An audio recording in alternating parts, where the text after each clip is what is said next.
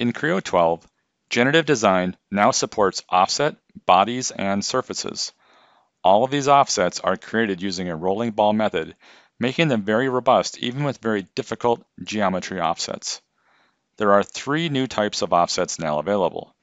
The first one we will explore is preserved surface offsets. Let's create some of these on this model to illustrate how this works. Preserved surface is a new option in Creo 12. After selecting it, I can pick on some geometry and define the offset value. I'll select 3 different areas of the model to do this and use 8 millimeters for each of them. This option makes your generative design setup much faster and easier by reducing the need to make new bodies in your model for all of these areas. Next, let's show you the other 2 offset options that are new in Creo 12 by changing to a new model. The first new offset option is a clearance offset for an excluded body. When you select a body to exclude, you have the option to put in an offset value. Next is contact offsets. I have a body that I created as an envelope where I want to build the geometry.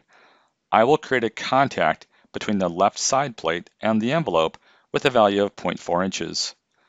There is an option to define an interaction region with each contact. Next contact to define is between the load area of the I-beam and the envelope, and we'll use a value of 0.25 inches there.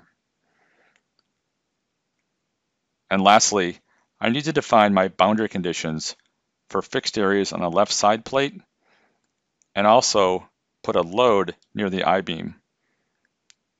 Then I can run my optimization with my design goals already defined.